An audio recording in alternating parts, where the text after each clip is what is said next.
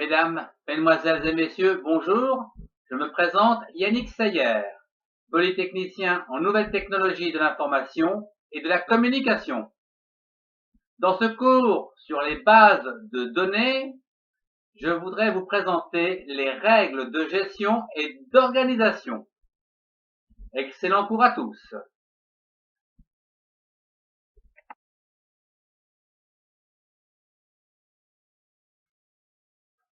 Je vous propose de voir ensemble un nouvel exemple de règles de gestion et d'organisation. Je vous rappelle que nous avons vu dans le premier cours les règles de gestion qui sont des éléments de description globale des traitements exécutés au sein d'une opération. Prenons l'opération suivante, les relances, d'une manière très générale. Donc, l'opération de ce jour concerne l'opération, donc les relances.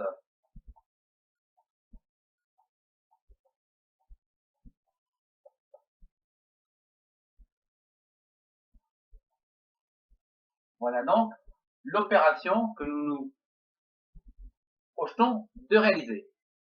Pour la réaliser, nous avons besoin, d'une manière générale, dans le système d'information, d'une base de données.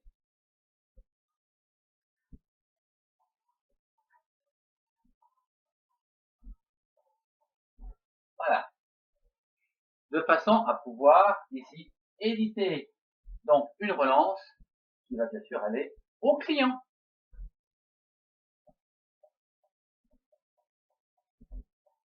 Il est évident qu'on ne va pas envoyer une relance à tous les clients. Pour ça, eh bien, on va faire comme un petit tri à l'aide de règles de gestion.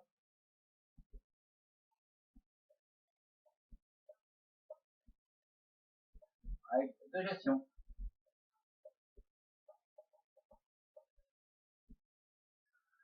La première règle, eh bien, on n'enverra une relance que si ce que nous avons loué ou donné ou prêté au client n'est pas rendu, par exemple, dans un délai de 15 jours. Si on a un délai supérieur à 15 jours. S'il est supérieur, on envoie la relance au client. Un deuxième critère, on ne va pas envoyer une relance si le montant est inférieur à 50 euros. Il faut donc que le montant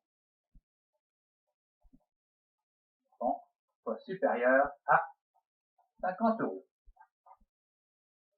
Voilà au niveau des règles de gestion ce dont j'ai besoin pour exécuter cette opération de relance. Nous avons bien ici nos règles de gestion qui sont des éléments donc de description globale des traitements exécutés au sein de cette opération. Bien sûr, pour réaliser donc ces traitements, nous avons bien sûr des règles ici de gestion, mais il faut encore que les règles d'organisation de la base de données les supportent. Donc, il faut y penser avant de faire une base de données, de bien organiser cette dernière en fonction donc de ce qu'on veut obtenir. Donc, au niveau règles d'organisation de notre système d'information, donc ici, on aura donc des règles d'organisation.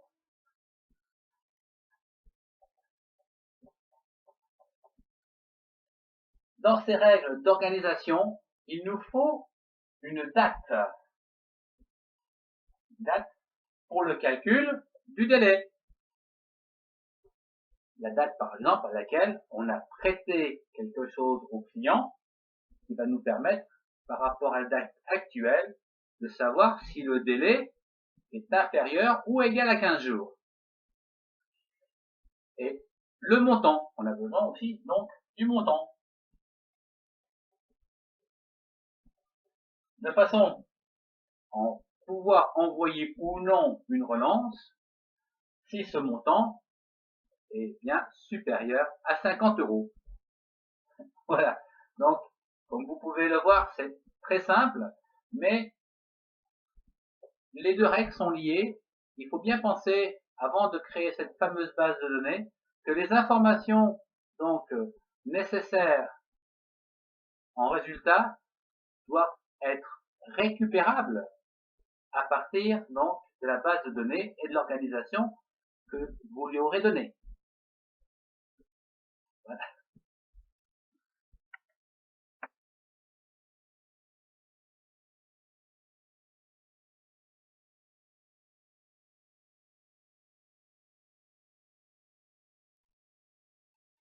Ce cours touche à sa fin.